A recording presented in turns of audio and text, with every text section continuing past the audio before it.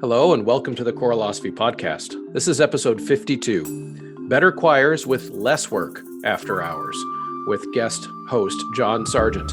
That's right, you heard me right, guest host John Sargent. We flipped the script just a little bit in this episode where I'm going to be kind of fielding the questions.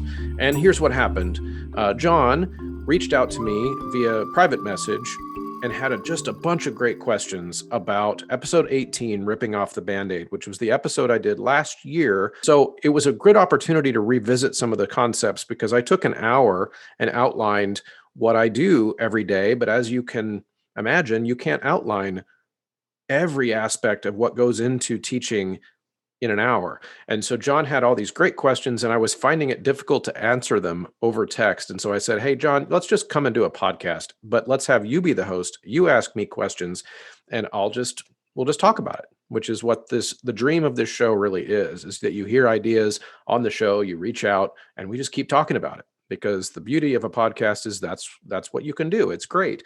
And as we were preparing for that, Nathan Connell, who's a member of the Patreon page, dumped a whole bunch more questions in, and we answered some of his questions as well. So this was a great kind of nuts and bolts deep dive into the idea that by the way you teach and what you choose to load into the classroom, you can end up with a better product for less work. It's working smarter, not harder. And I do believe it's possible in everybody's situation, maybe not to come up with the same result as any other teacher, but as you know, that's not the point. The point is, can you improve your situation, reduce your stress level, reduce the amount of time that you're spending after school making tracks, grading assignments.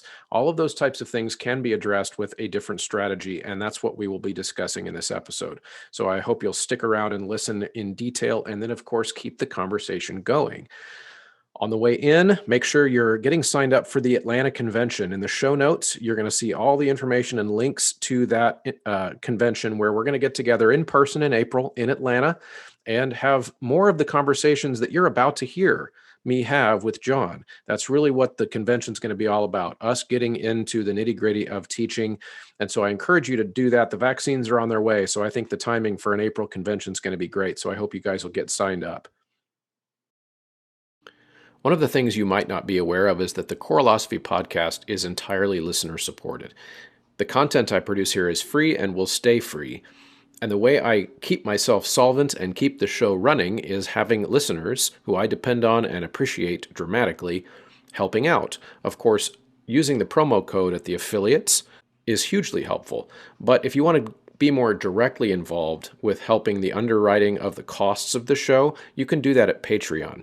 Patreon.com/Choralosophy. Patreon is just a website that allows membership by voluntary monthly payment to help support a creator of content like myself. So you can go to patreon.com/Choralosophy and get in the door over there for as little as $3 a month.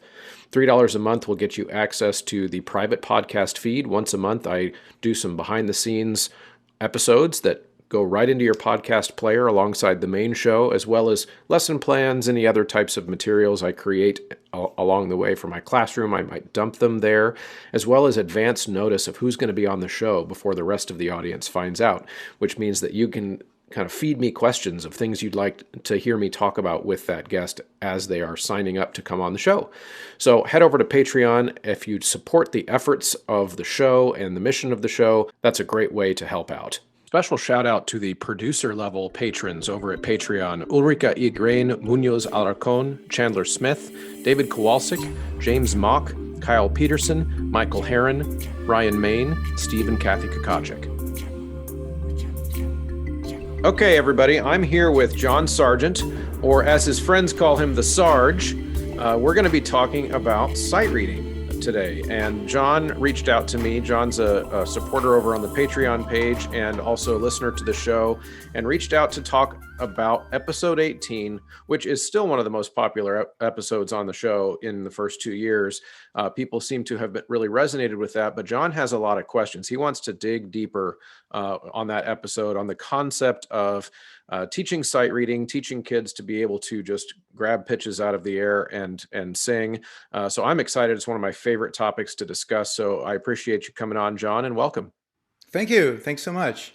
So yeah, I'm the choral music director at Newbury Park High School. We're here in Ventura, California, Ventura County. I've been here almost 18 years. We've been kind of poring over this discussion in class, and I had the discussion with kids, earlier in the year, and it was kind of mid-year, so I kind of wanted to throw these things at you. So, and at some point, we're going to be back in teaching, post COVID, and possibly, like me, with an opportunity to reshape our programs. We're going to be able to do things differently. I don't know about you, but my numbers have dropped quite a bit. I'm down to like 60 kids from about 130. Mm-hmm. I've had a lot of attrition. I'm at that time where I need to go a different direction. You know what I'm saying? Yeah, So, absolutely. yeah. Yeah, that's great, and I appreciate all that background. That helps me a lot too. And I'm of the mind that every teacher every year should try to go a different direction. Meaning we're always self-evaluating. We're always trying to figure out what's not working, what is working, what needs to be tweaked. So I appreciate that, and I commend you uh, for making that effort, and especially in involving your students with that conversation. That's a cool thing. That's a very cool thing. Yeah.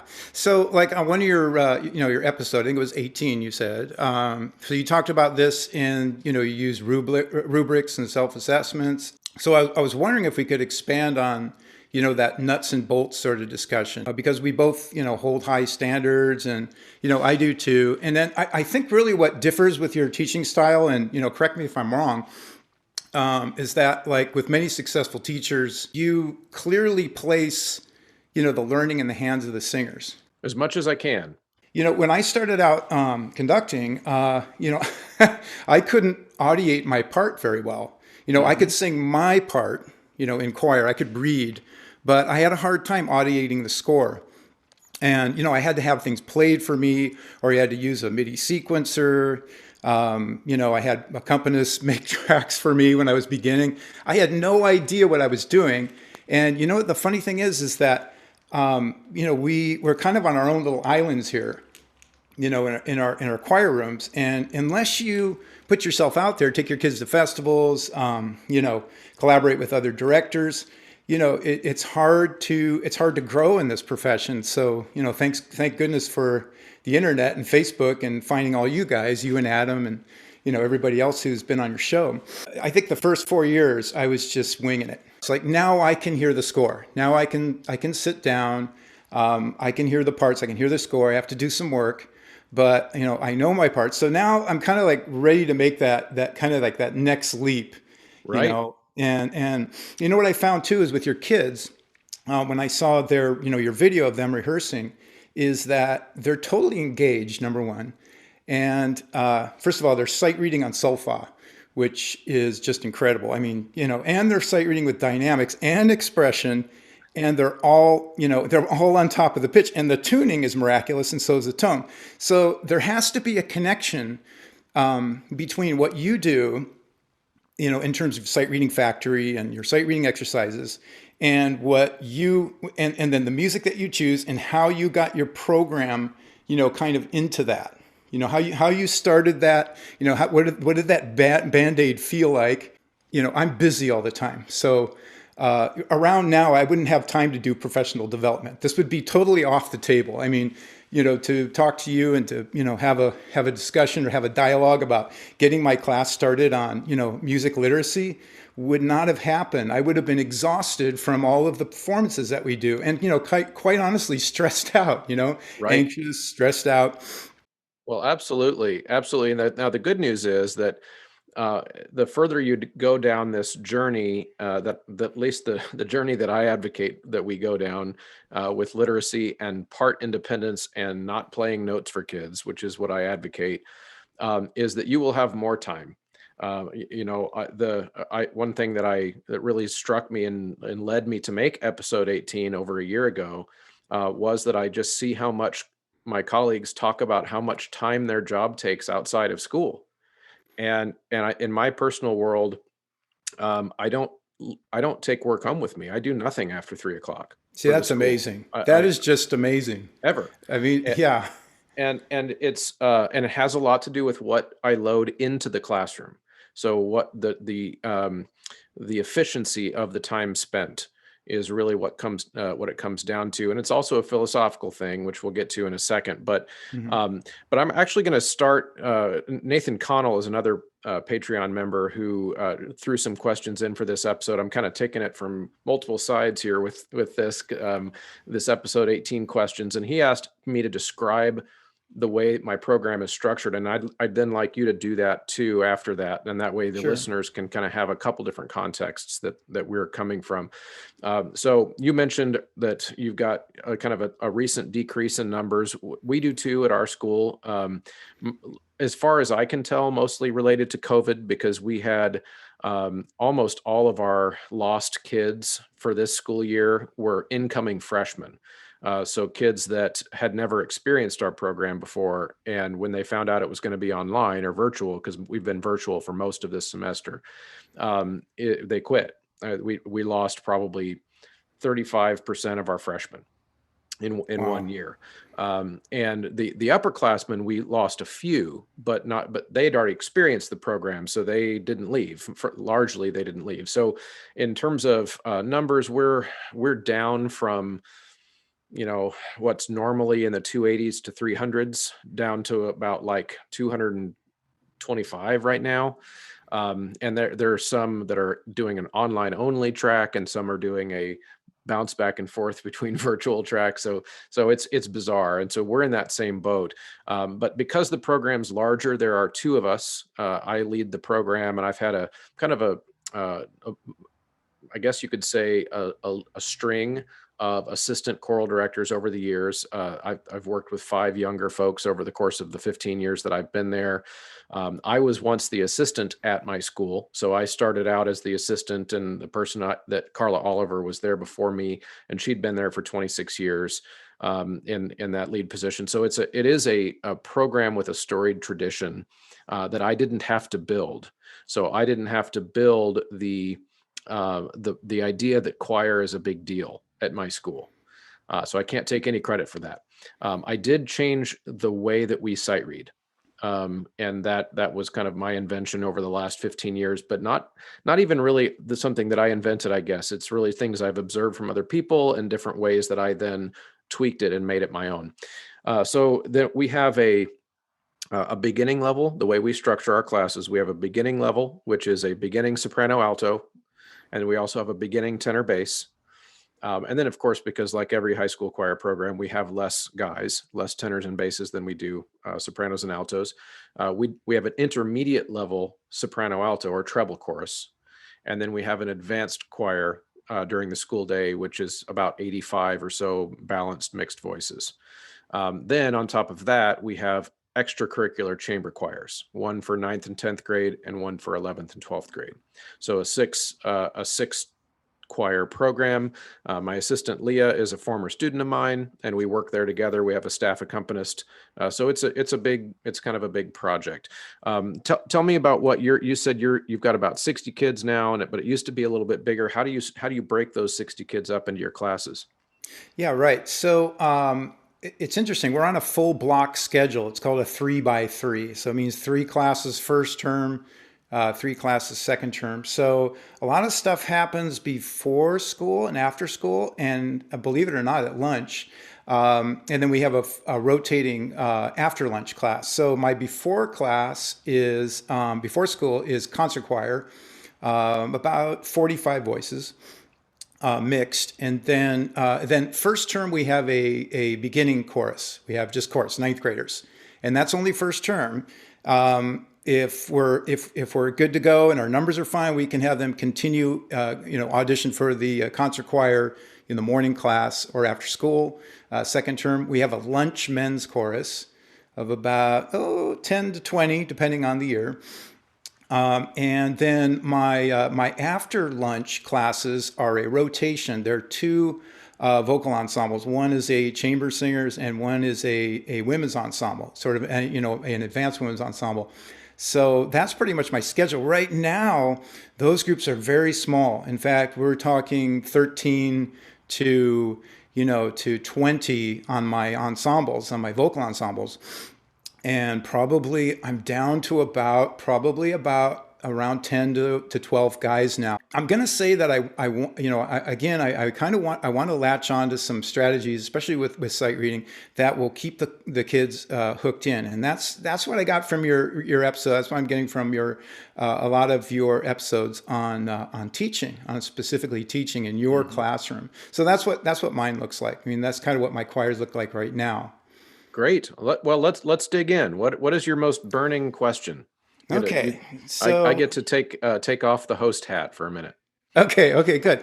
So, what were your first years like? Like when you first got there, and then what happened when you lost your accompanist? Like, what process did you go through, repertoire and things like that? Like, what was your process? Like, what was your mindset? I guess what were you thinking at the time? Right. So I've told a little bit of these stories on other episodes, but I'll do the review version. In my first couple of years teaching, I was not at the school that I am now. So I taught for a couple of years at another high school. And I, like many of our colleagues, grew up having notes played on the piano, and there was an accompanist sitting at the keyboard all of the time in every choir rehearsal that I'd ever been in. And so, of course, when I got to that first high school, my first high school job, that's what we did. We had the accompanist there, and she played, and I waved my arms, and the kids followed the piano. And I didn't know any better. And we also, in the generation, at least where I grew up, working on sight reading on a regular basis was not really part of our experience. We learned the notes and rhythms and what they were called, and we learned what quarter notes were and where an A was and all of those things. But as far as a daily sight reading regimen of any kind, that was not part of my upbringing at all. So the way it kind of felt, at least at the time, was that in my years as a student, but also my first several years of teaching, the band and the orchestra kids and the kids who took piano lessons could read, and then everyone else followed along. Right. And that was choir, and that was really all I knew. And then I started teaching. Like I said, I was the assistant, and that was still the way things were done at the school that I am now. And like, as you mentioned, there was a situation early in my time, at least I'm at high school, where I did the 9th and 10th grade chamber choir. That was the group in question there. And we normally had an accompanist, and that fell through. And so for a while, I just frustratingly sat down at the keyboard and tried to play while rehearsal was happening. And it was stressful. The kids were like, not to mention behavior issues that would then happen when I'm, sitting, staring down at the keyboard and hunched over trying to figure out what's going on with the music. And then they're running around the room. So it was a nightmare. And it was really the first time I'd ever been thrown into that situation. And what I ultimately started to have to do was I still hadn't formulated a plan, but I just had to start telling the kids, guys, I can't play all these notes. So you're just going to have to sing. And, we knew solfege back then, but we didn't use it every day. But we started using it more. So we started applying solfege to the music. And it was a long, rough year. I wouldn't say that we learned a lot of music that year. But what I did notice is by the end of the year, the intonation of those kids, once I just gave up on the keyboard, was remarkable. And so I thought, okay, hey, something's going on here. Like them not having the keyboard in a lot of ways helped. Now, the question about repertoire. And actually, I think, in fact, this is one of those overlap questions with your question and with Nathan's question of where, when I'm ripping off that Band-Aid, which and like I said, in that story, I didn't really rip off the Band-Aid in that story, because I didn't know any better. This is an idea I've come along with years later. But at the time, it was kind of a slow rip of the Band-Aid where we lost our accompanist, and I tried to hack away for a while. And once that didn't work, then I ripped off the Band-Aid, and it was like, okay, guys, I can't play. But as far as the repertoire, Nathan, I think, phrased it this way, which is that did you have to, like, what about the older kids, right? So if you start your 9th graders with never playing notes for them in the rehearsal, that's one thing. But what if you've got like 11th and 12th graders who are used to doing it a certain kind of way, right? And what happens with them? Okay, so here's the part of the story where I just kind of got lucky. Which is that at that time, I was still the assistant at my school, which means I wasn't with the older kids. So the Carla then retired the next year, which means those kids that had learned it this new way with no keyboard, they just grew up with me. And so for that first group of kids, they kind of there was a definitely a learn like a growing pain situation after I switched that model, but that was partly because it's also I was the new guy, newly in charge. There were people. Anytime a teacher changes over from one to another, there's going to be like, oh, I don't like doing it Mr. Muntz's way, you know. And so I kind of saw that similar to your story of you're getting this chance to reboot your program. In a lot of ways I did anyway, but that was natural because I was new. So I was so in a lot of ways I got lucky in that those growing pains years of getting those older kids used to a new way of doing it was going to be awkward anyway, because there was a new teacher. But I wouldn't say it really got humming the way to the point where that our kids could do what they can do now. I bet you that took me 4 or 5 years to build that. Wow. And I think because ultimately it needed the kids to start in ninth grade, and it needed them to grow up not knowing any better. But the improvements started immediately. That was a long version of the story, but that's kind of the story. Have you renewed your Sight Reading Factory membership yet this year for you and all of your students? If not, get started. It's not ever too late, in my opinion, to give your students the gift of confident literacy and the empowerment that brings. It's amazing what happens when you really start to see the growth and you see that confidence build in their eyes. You can always use Choralosophy at checkout to get 10% off your whole order. For a school's order, that's a big savings, and you can use that code every time you renew each school year. Right. Now, if you were me or one of the many directors who want to take this plunge, and considering the fact some of us are going to retire pretty soon. I mean, I know soon is 5 years for me.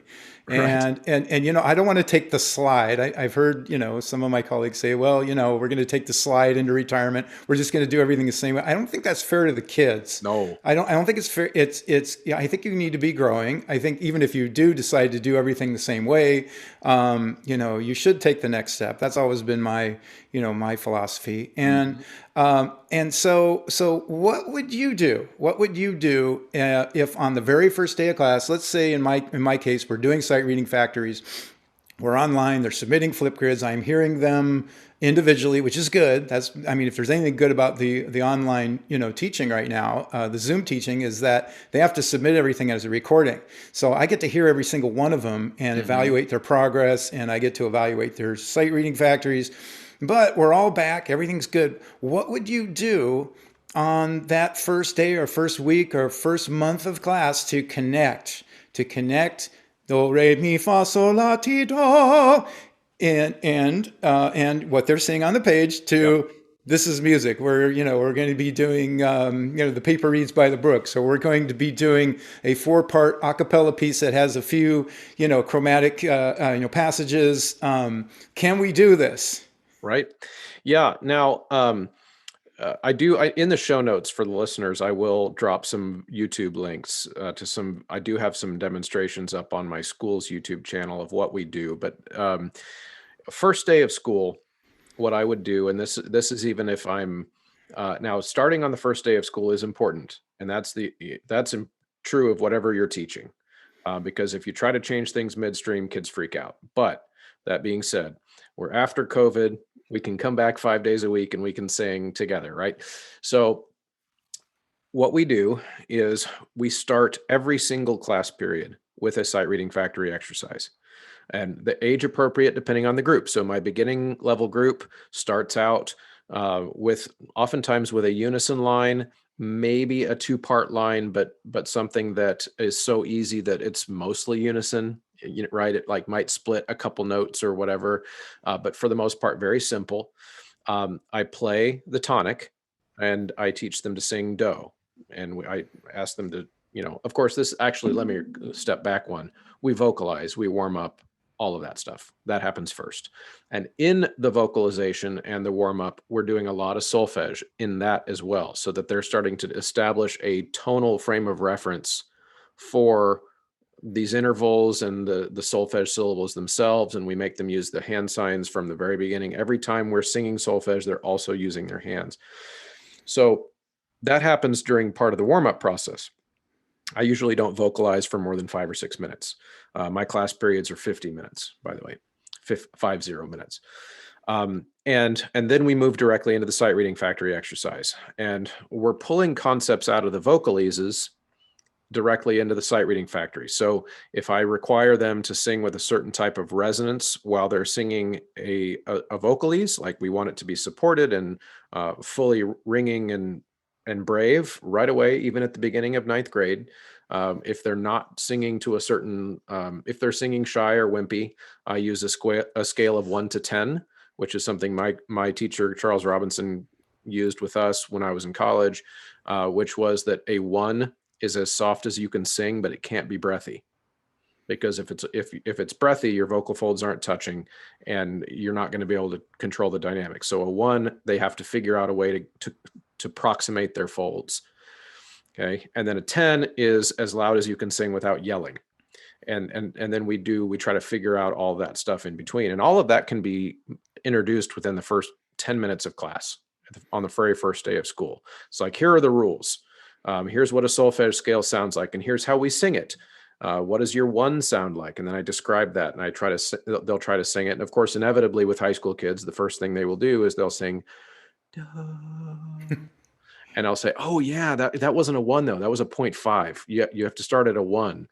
Oh, duh. Oh yeah, okay, there's a 1. Now sing a 5.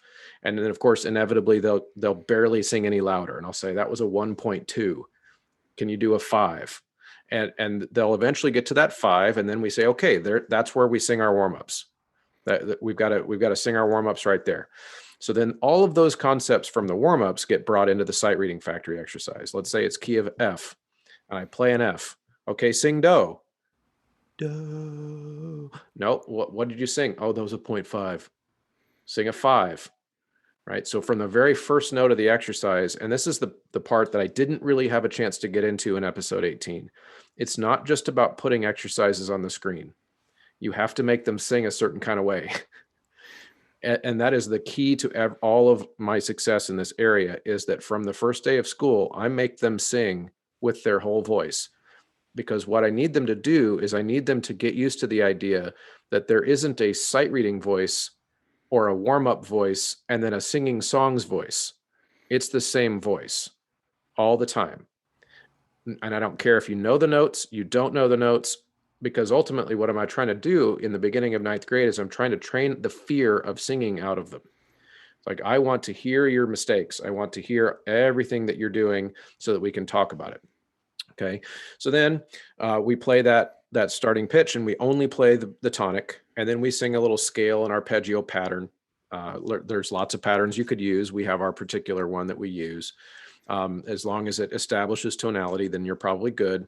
And then I have them audiate, where I have them use their hands and mark out the entire exercise in the air so that I can see that every single kid is engaged. And if their eyes are wandering off, then I know they're not engaged, and I direct them back to the screen because we put it up on a big screen. And then once they've audiated it, we make attempt 1, and then inevitably it'll have mistakes in it, and they'll have parts where they chickened out and they fell back to a 0.5 or whatever. And then I'll say, okay, so where did you go wrong? The first day of school, I make them tell me, where did you go wrong? What happened? What caused you to back off? And then we talk about that for 30 seconds, 60 seconds at the most. Then I ask them to sing do. I never play it again. I'll never play it again for them, because I'm going to establish right away that they're not going to get it a second time. And someone in the room will always remember it. Even if it's not everyone, someone will remember it. And then we get to the point, even if it's awkward, we get that pitch back out there in the world. We sing our scale and arpeggio again, and then we read it a second time. And again, my explanation for all this probably is taking longer than the act Yeah. than doing it does, because you just do it. And so that entire SRF exercise for us in class usually takes 5 minutes, maybe 6 minutes. So by this point, we're into, 11, 12 minutes into class, and we've vocalized. And I think one of the other efficiencies of that is that, because I don't let them sing differently while they're sight reading as they do when they're vocalizing, we are still vocalizing. So when we're sight reading, so they're still being taught, I'm still giving them feedback on vowel shapes, on resonance, on line, which you can, by the way, singers can only sing with line if they're connected to the breath, their vocal folds are touching, and the air is not escaping. So all of these things are being taught simultaneously within those first 12 minutes. Now to get to your, I guess, the core of your question is, then how do I connect all that to the song? Right. And so I needed to give that background, because ultimately what I'm doing is I'm not teaching anything in the class differently ever. Meaning, okay, now we're going to take out Paper Reeds by the Brooks, which I think I remember being in D minor. I don't know why I remember that, but I think that's right. I don't know. And so, and let's say it is. Let's say I'm right, and it's D minor, and we're singing Paper Reeds. I would play a D, and this would be the first time we open it. And I would say, okay, guys, we're in D minor. We'd sing Do. Then we'd sing a minor scale and arpeggio. And then I would have them, we'd bite off a chunk in that first rehearsal. Let's say, okay, guys, we're going to audiate from the beginning to measure 20.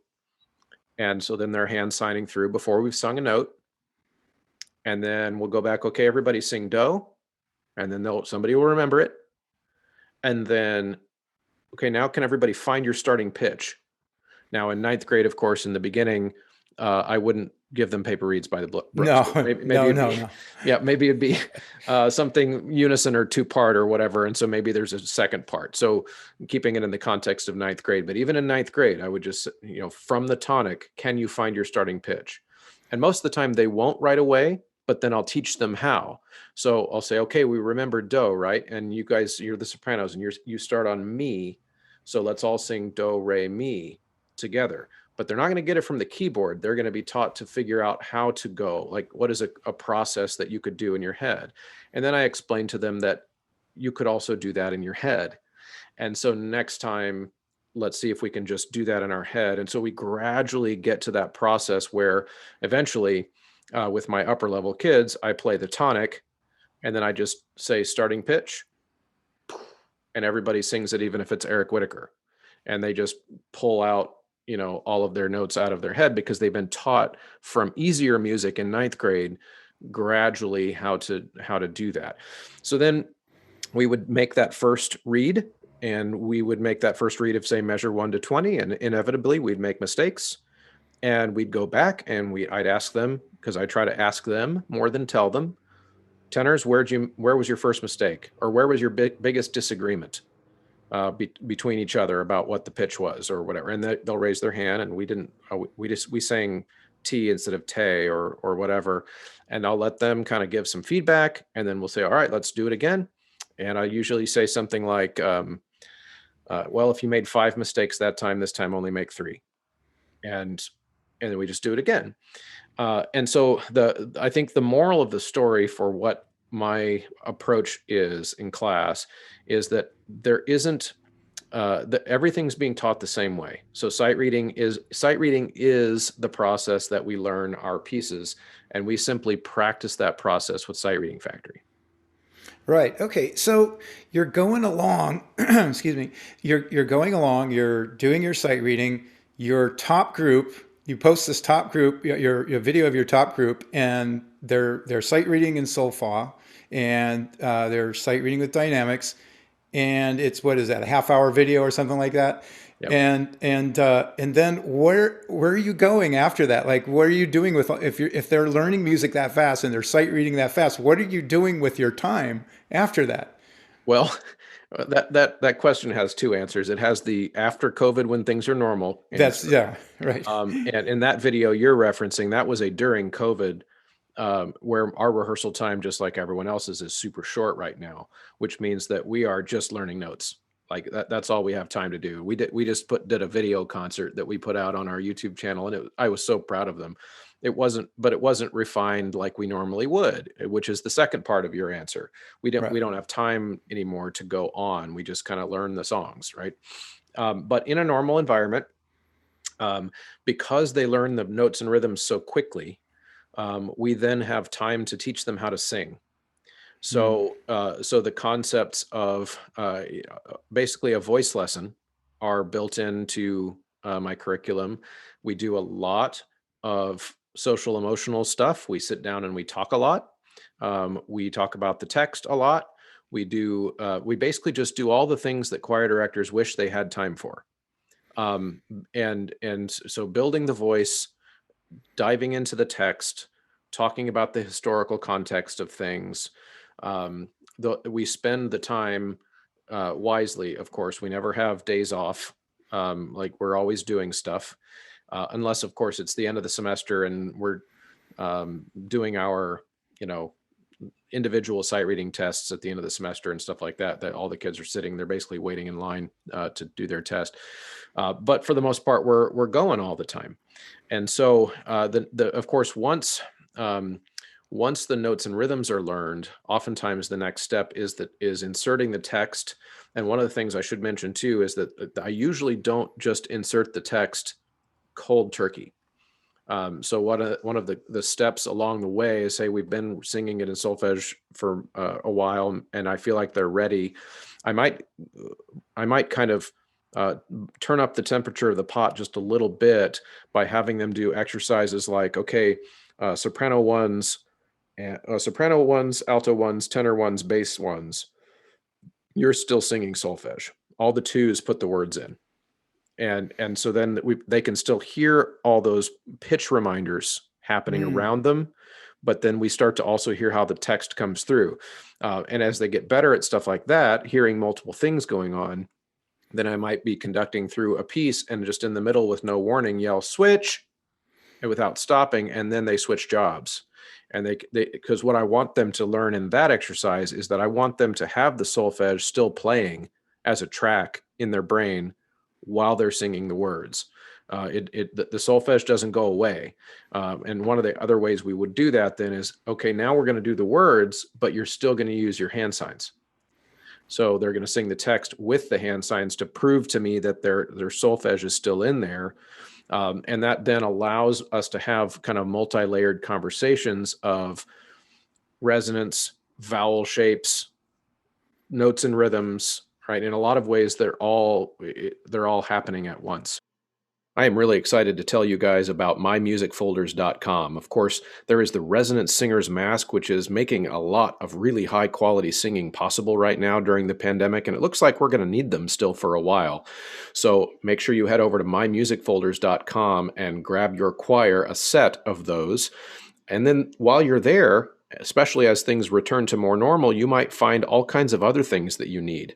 Your choir folders, mymusicfolders.com, obviously, it's right there in the name. But then there's also mychoirrobes.com, which is a partner website where you can get really inexpensive and high-quality choir robes, which is a non-gendered solution for your choir uniforms. And the beautiful thing about this is when you're making a purchase for your entire school, you can enter Choralosophy at checkout to get a 5% discount, which on a school-sized order, that's hundreds of dollars oftentimes in savings. So I recommend you head over to mymusicfolders.com and or mychoirrobes.com and use Choralosophy at checkout. Right. And can we talk about the rhythms? Many times, so we've got a vocabulary of solfege. We've got a system for teaching them. We've got sight reading factory, but we take out a piece that has difficult rhythms, and they're not together. They stop. So I've had that experience where, hey guys, we're going to sight read this. Okay, excellent, good altos. Okay, here we go, sopranos, and then all of a sudden there's a rhythmic difficulty, and they all stop. So how do you connect that? What's the shift that happens at that moment? And did that happen early on when you were doing this? And does it still happen? Yeah, I will admit that I feel like I'm a better pitch teacher than a rhythm teacher.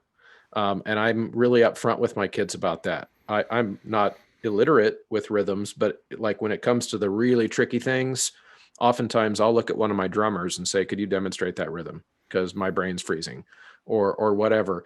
And so that's not where my strength is. But what I would say is that in my experience, if kids aren't having to think really hard about the pitch, they mostly will get the rhythm. Interesting. And when it gets to the point where they're really like the pitches are so easy for them, like oftentimes for me, it's for our kids, it's usually by about mid 10th grade where the pitch acquisition becomes so easy for them on really difficult music within that first year to year and a half, that the rhythms no longer stump them, unless maybe I'm giving them some kind of like an Ethan Sperry raga, like arrangement or something that's just rhythms that are outside of kind of their normal things that they would see written down, at which point then we would be dealing with count singing and different types of all the other tricks that everyone pulls out, like tapping rhythms and stuff like that. But I would say that it's rare for us that rhythms really cause the problem. Wow. So I think Nathan, your other member had some questions too, and I thought those were interesting. Those are very specific.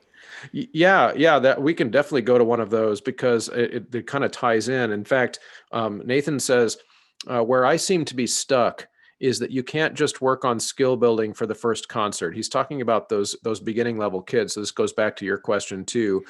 So balancing literacy skills, tone building, and learning rep in the first 2.5 months seems like a Herculean effort. And he asked what this looks like for me. And basically, I think what he's trying to get at is that how is it that a person could start in the beginning of ninth grade to try to build all these skills and then still give a concert in October of ninth grade? You've got to be able to get the songs learned. And what I know it's hard to picture, I think, for a lot of people that don't do it this way, but in my experience, they still learn faster this way than the old way. Right. So I'm Plugging. Yeah, go ahead. Yeah, no, I just wanted to just to kind of interject there. I mean, I've been going year and year and year doing a festival in the fall, Mm-hmm. and when my kids go to the festival, they're not really ready. They're having a good time, but they're nervous. They're feeding off my anxiety. I hate to say that, I have to be honest, but I think I'm not the only one. I think most of us on our first festival of the year, we are pretty frightened of being there in front of our colleagues and our mentors. Maybe, our mentor is adjudicating or commenting and you're like, oh no, we're not really ready. And that's been a problem. That's an issue, I think, with a lot of us as directors. We go, we want to look good. We want our choirs to sound good. We want them to look engaged, but that process is lacking. So I think even if you are giving a concert in October, or you're giving a concert, you're going to attend a festival, I think those same problems are going to appear in April and May. They're still going to appear. I mean, and I just when I see the very best choirs, I always ask, hey, what do you do? Where do you get your ideas? Who did you study from?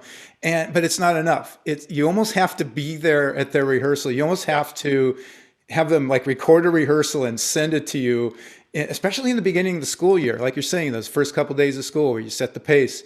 Right. Yeah. And I think a good way to think about that is, if from a psychological standpoint from the students as well, if in October I teach them to learn the song by feeding them the notes on the piano and sending recording tracks home with them, and I tell them, oh, it's just because it's the beginning of the year. Well, then suddenly in April, they're gonna have already fallen back on that crutch, and you have to then start over after October. So like if there's really any hope of this working, it kind of has to be the only way that they know how to do it. In a lot of ways, that's I would say really critical. But the other aspect of it is, like I said before, is it actually takes less time. Now, to be honest, I would say that there is also a learning curve for the director, and not just the students. Because if a director is used to having notes played at the piano, then this can be very challenging as well. Because as a director, you mentioned before, actually, I was going to echo this. When I started out, I couldn't audiate scores either. I learned to do it by doing this. In other words, by rehearsing a cappella, my brain then turned on gradually over time, and I was able to hear their mistakes happening with such higher amount of clarity, because that what they were singing was not matching what was in my head playing like a CD in my head, which before I was recognizing only their discrepancies from the keyboard, which means I wasn't hearing the song as it's supposed to be in my head. I was simply comparing and contrasting their notes that they were singing from the keyboard notes, listening for that dissonance, which isn't enough, because then if the song is a cappella, then you're out of luck. You don't have that in real time. And so I think back to the beginning of the school year idea of why this is so important, and is that, as I mentioned before, I'm not giving up on, in this method, I'm not giving up on any of the core principles of what we teach. We are teaching tone production. We are teaching vowels. We are teaching resonance. We are teaching intonation. We're just teaching it all through the sight reading process. And so there isn't first we will teach sight reading, and then we will start to talk about these other things. They're all happening at the same time. Right, right. Yeah, oftentimes, I mean, I can imagine like a lot of directors are like me. The freshmen come in and we start singing. We do something, we do some fun warm ups. We don't worry about their tone too much. We don't worry about their musicianship. We just want them to get used to singing. We want them to meet their new friends. I'm hearing a completely different approach from you than what most directors use, or I would just say maybe it's me. I don't know, but I think what you're getting at, and I think you're more getting into kind of where you were, where you're talking about in your other episode. I think it was 21 or where you were talking about That was the grading the grading, the grading and Yep. the assessments, and you're saying that no, you're doing this. You are telling them this is the number right off the bat from the first day. This is how you sing, and you make this tone, and then all of a sudden I think that probably lowers their anxiety. I would say that probably it does eventually. Yeah. It does eventually. Right now, they come out of middle school where that is not the expectation. And I have awesome middle school teachers, and we're always trying to work on aligning things. But ultimately, I am weird. My classroom is very unique. And like I said, I've had several assistants over the years, but assistants in high schools tend to not stay around long. So usually it's a couple years, and then I'll have a new one. So when I say I have partner teachers, but ultimately I'm the one who's been there since the dawn of time. And so it'll still be the way I want to do it. They walk in, and and think about all of our experience, and this is true in most middle school and elementary school choirs, where the teacher, the conductor in the young choir is so animated, right? Yeah. And it's the big face and the 1, 2, ready and go, right? And there's that whole like almost begging kids to sing. Yeah. And so when I said that eventually the anxiety goes away, it's quite anxiety for kids at first in my class. At first. Now, luckily, Do they quit? Do they quit? I was about to say, we don't let them. They try. Okay. But what's cool about that is that in very large numbers, at the end of the school year, we look back on the beginning of the year and they go, "Oh man, Mr. Bunce, I was so scared, but this is so much fun." Right. And so it's worth it. It's worth that pain a little bit to put them in that situation, because it does eventually lower their anxiety when they know. And that's ultimately why kids like choir in my program, is because they become good at it, and they lose a lot of the anxiety that comes from, I just don't know what to sing. I don't know how to sing it. I don't know what the note's supposed to sound like. And I think we underestimate as directors how much it's that causes the anxiety, not us. It's the fact that they want to do well. And if they're not doing well, it's because they don't know how.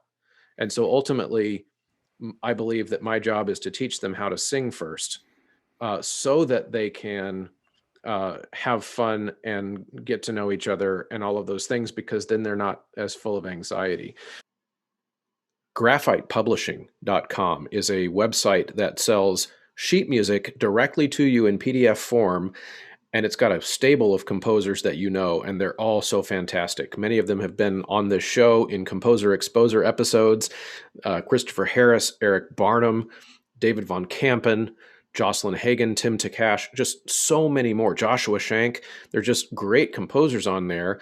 And oftentimes, these are composers that publish other places as well, which is why you know their names. But Graphite is a unique entity and a great company led by Tim and Jocelyn, and they are giving voice and giving ownership to composers in the digital music format, which is convenient for you, meaning you get the music right away, but it's also very helpful for the composers. They own a bigger share of what they sell. So it's a good way to support living composers. And also they have an amazing search engine on there, which allows you to zero in on the exact kind of song you're looking for, and it pulls it right up for you. So I highly recommend heading over to graphitepublishing.com and using Choralosophy at checkout to save 10%. So I would say a way that could look, and really, I think a lot of it is just that expectation of moving from younger choirs, elementary school, middle school, where the teacher is oftentimes very in their face, right? And it's a very common occurrence in my class in ninth grade, where I'll play, maybe it's in the first week of school, and I'll play a pitch, and it's do, and I'll ask them to sing, and maybe my gesture for the people on the YouTube channel, you can see this, but maybe I'll just go, and then of course they won't do anything, and I'll say, why didn't you sing? I played the pitch, I brought you in, why didn't you sing? Oh, I don't know. And I'm like, okay, let's just try it again. And I'll play the pitch again, and I'll just give this barely gesture, just a tiny little, and then they might sing. Oh, that's not singing. That's just exhaling with noise. Sing it at 2. But I won't change my gesture. Like I will not give them a bigger, like, go. I'm not going to do it. I'm going to make them tell me eventually what's going wrong. Right. And so then finally, maybe, because I'll do this dance with them in ninth grade, like the first few days, like this, why aren't you singing dance? And it makes them really nervous, and that's fine. But then eventually I'll get to the point where I'll get them to tell me, okay, we knew what the pitch was. We knew when you wanted us to sing. We knew how loud it needed to be. We just chose not to do it. And then by that point, if they're telling me that that's the case, then I've got them. Because at that point, I'm like, okay, so don't choose that anymore. Because here's, and this is my grading rubric thing. Now we can talk about the grading rubric, where you just demonstrated to me that you knew exactly what you were supposed to be doing and you didn't do it. So where should you be on the grading rubric? It's like an F. Like, yeah. So the point being that you don't have to, like, I don't yell at kids. I'm not that kind of teacher. Right. Yeah, I can see that. I do use a lot of sarcasm, but I don't yell at them, and I try to do as little as possible of telling them why they're wrong. I let them figure it out, and then okay, so then where on the rubric should you be for today?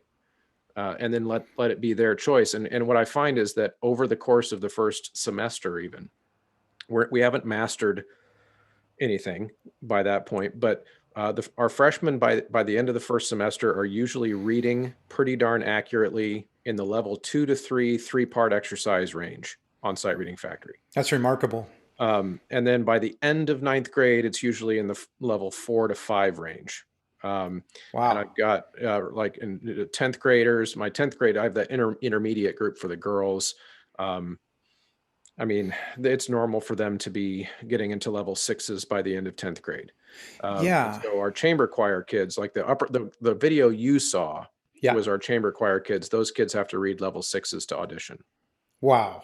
So that's amazing. So how do you keep yourself, how do you keep yourself from getting tasked out? Like how do you keep yourself from grading daily rubrics. And so are the kids turning in daily rubrics? Are you looking at them every day? Are you writing in a grade at the end of the quarter and saying, okay, I'm going to check your rubric?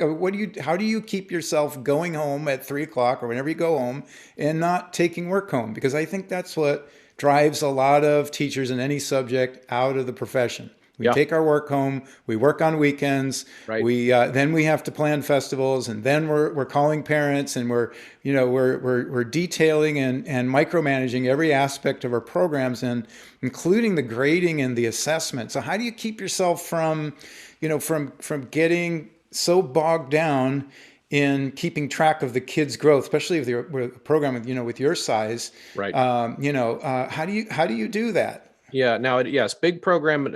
Remember, we do have multiple adults, and so we do share some of that. But yes, more kids comes with more teachers, as it should be. Should be, yeah. More music classes need that concept, I think, around the country. But we do have that advantage, and I will say, right now during COVID, it's different because we're doing so much busy work because it's all online. And so right now, my assistant Leah is doing a lot of that grading so that I can do all this editing of all of our video production stuff. We're just dividing the labor. But again, in the post-COVID, we'll talk post-COVID now, since we know Yeah. the vaccine's coming, and we're going to get back to normal at some point in class.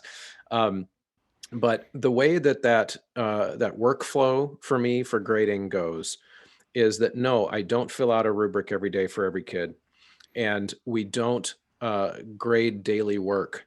The way I do it is every 2 weeks. Well, the particulars probably aren't all that big of a deal because everybody sets up their point system differently. But the way I'll just explain mine, and you can do math on your own, I guess, of how yours would work. But I give 10 points every day for every kid, and then every 2 weeks, that if, let's say, it's 2 normal 5-day weeks, right, and that's 100 points. So 10 days, 100 points. And my rubric, which listeners should go back to episode 21, where I talk about the rubric in more detail, but the basic gist of it is that there's 4 categories in the rubric, and a kid who does each of the 4 things all of the time gets 10 out of 10 in those categories. So I can do some quick math in my head that if that kid was all of the time for all 4 of those things on all 5 days, then of course he gets an easy 100%. Now, because I am that kind of old school teacher, I don't give 100%. So for that kid, I'll give him 98 or whatever, just because I want him to know that there's a way he could be better.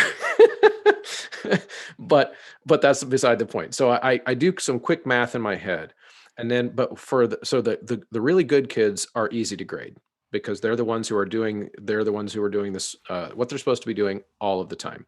And then of course the trouble kids, which in this grading system don't last very long. Because by the time the first few grades go home, they've got parents calling, "How are you failing choir?" And then I can say, "Oh, I'm glad you asked. Um, so Tony, did you tell mom about the rubric? Did you show mom the rubric?" "No." And so then we have that conversation that opens up that conversation for, so Tony, are you most of the time, sometimes, all the time, or never standing up correctly in good body alignment? "Oh, well, I hardly ever do. I'm always." "Okay, well, that's why you're failing that category." And then we can just kind of go through category by category. And so what I do when I'm grading is I just go down the list of all the kids' names, and in my own head, based on my own memory, I just ask myself, is this kid an all the time, a most of the time, a sometimes, or a never kid in these? And I give them what I really believe is a fair representation of that percentage out of 100.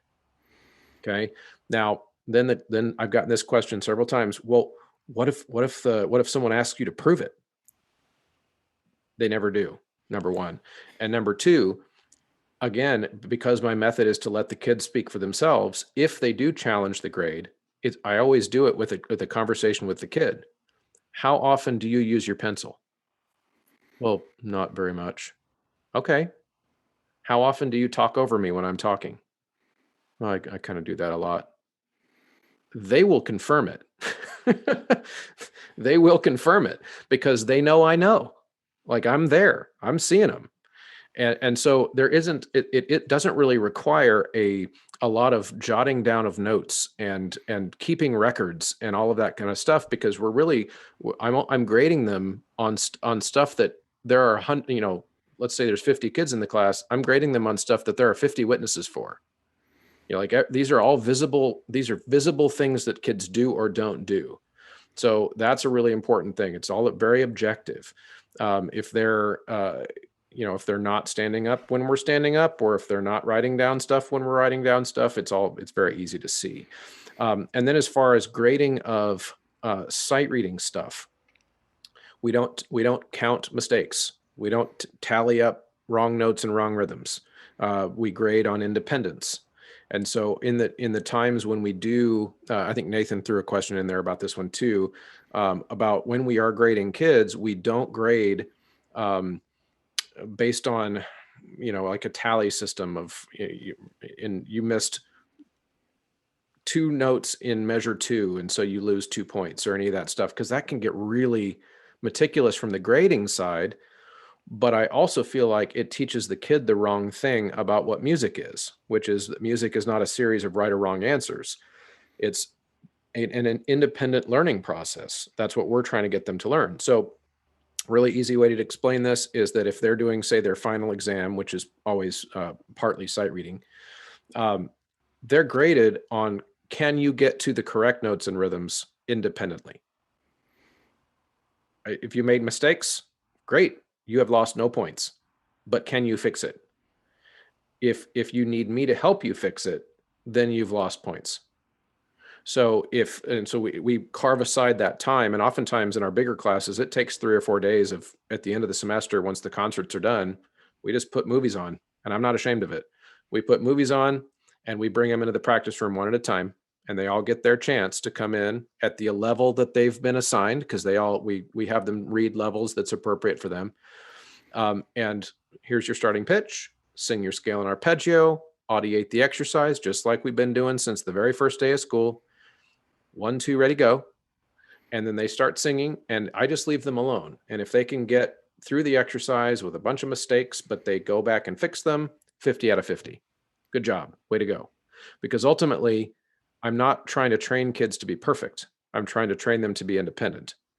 And because in a rehearsal, that's what we all want. We want singers that don't need to have us over their shoulder all the time, telling them what to do. And so I'm basically evaluating them at the end of the semester on their problem solving skills, not their sight reading skills.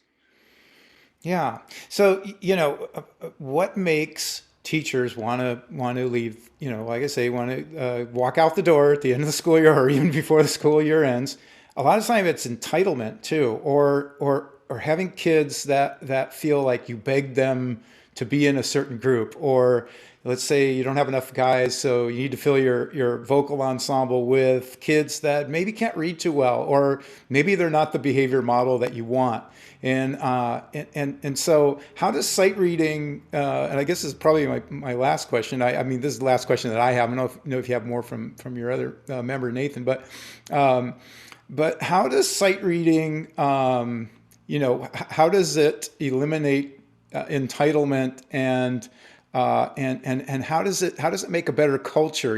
Explain the culture that goes on in your rehearsals, and maybe kind of tie that in with sight reading.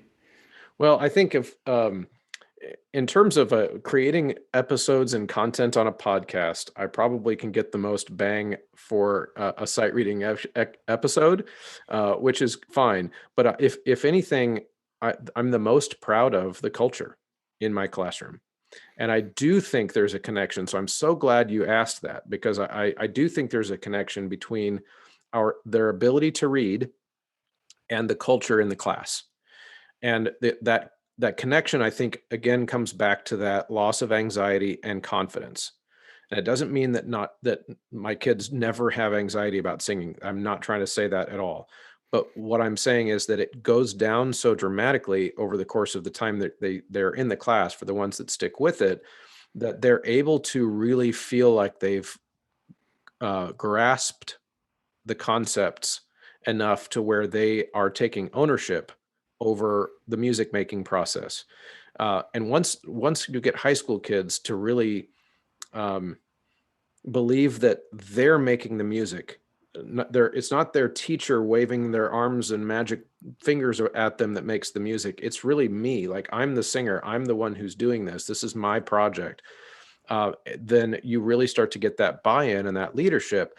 And I think through literacy, the gift that we give kids through literacy is that they don't need me. And once they realize that they don't need me, then the relationship between them and me gets that much stronger, because they're there because they want to be. They're there because they're good at it, and kids like to do stuff they're good at. It's just like, the football coach on an 0-10 high school team is also begging kids to be on the team. It's not that it's football, it's not that it's choir, it's that kids want to be part of something that's good. And if the other kids are selling to their friends that we're really good at, we're a really good choir, you should come join our, like, well, Mr. Muntz will help you. He'll help you figure it out. That kind of thing. Now, post COVID, am I going to have to go back to doing recruiting like I did at the beginning of my career? Probably. But honestly, for the last 10 years, I haven't recruited at all. Like, we don't go look for kids; they just show up. And part of that, I think, is because they hear from each other that it's not that stressful. Now, the reason it's not stressful is because I teach them at the beginning that they can do it. One of the things that I say is that I tell kids at the beginning of the year is, guys, I already know that you can do this. Like, I'm 100% sure that you can do this. I know you're probably 2% sure, but I've been doing this for so long that I've never seen any kids not know how to do this by the time the end of this process. And so, I just kind of drag them along, and that's a big part of that culture. Yeah. Yeah. Good. Yeah. Awesome. Yeah. So I think that is definitely a more in-depth way of looking at the stuff that I presented in episode 18. I appreciate you forcing me to do that, because it's more helpful when I'm putting together the content. And folks should go listen to episode 18 just for some background on this conversation. But I appreciate, John, you and Nathan, thank you for writing in questions. It helps me a lot when I'm presenting, here's how I do it. It's hard for me to imagine how other teachers are going to think, well, how would I do that? And if I don't know your situation, then it's hard for me to give you any more, I guess, impact or feedback, I guess. So I appreciate that. Yeah, thank you. And I really appreciate what you do for our profession, and, and all of the people that you've been bringing on. Just wonderful discussions, and your conversations with my mentor, Don Brinegar, and Epheli, and these are just incredible. It's stuff I put on when I'm driving to my dad's house, Oh, that's awesome. I appreciate that. Really, really great stuff. Thank you so much. I'm having fun doing it. Thank you so much for joining me tonight. Okay, Chris. We'll catch up soon. All right. Thank you. Thank you. Right, bye now. Thank you so much for sticking around to the end of an episode. I hope that you found that helpful. And if I had to guess, this is not going to be the last you're going to hear about this topic, because this tends to generate a lot of response from the audience, because it's real and it's helpful in the classroom, in the trenches. These are the types of things that we really need from our professional development opportunities as we get to come back into more and more normal environments. And as I mentioned at the beginning, that vaccine's on the way. I know in my state, the teachers got moved up into one of the first groups for the vaccine. So I'm excited to get that pumping in my veins and get back in the classroom as quickly as I possibly can, as you all know. And so we're going to start to see the need for these topics more and more. And my goodness, I can't wait. Like, that's really what this show was started for, was to get a chance for us to really dig into what it is that we do in the classroom. And all of the things that we've covered in 2020 related to COVID and related to social justice issues, those continue to be part of our daily lives. And we'll still talk about those. But this was fun and refreshing to kind of get back into the classroom, so to speak, with an episode and really talk about the nuts and bolts. So I appreciate you sticking around to listen. If you did find this helpful and you appreciate the content, of course, there are lots of ways that you can help. hit up any of the affiliates that you see on the graphic behind me on the YouTube channel, or if you're listening, the Voce Vista, SRF, Sight Reading Factory, Graphite Publishing, Ryan Main, My Music Folders. The links for all of those websites are in the show notes, and you can click and use Choralosophy at checkout. That helps a lot. And then, of course, there's the Patreon group, which is growing, and the conversations over there are growing as well. Patreon.com/Choralosophy. And you can chip in as little as $3 a month to get that extra content. So that's very helpful. And then for people who don't have the ability to financially support the show, you can do huge amounts of favors for me in regards to the way you interact with us on social media. Every time you click a like, every time you share, every time you comment, you're actually saving me money in ad costs, because that's how we beat the algorithm. So interact, leave ratings, all those different things are ways that you can show your appreciation, and they really help in very real ways. So thanks a lot for listening, and we'll see you next time. The end of 2020 is going to come with a short episode recapping the year, and I'm excited for that. And we're going to start out 2021 with some new ideas and some new fresh formats for the show. So I'm looking forward to that as well.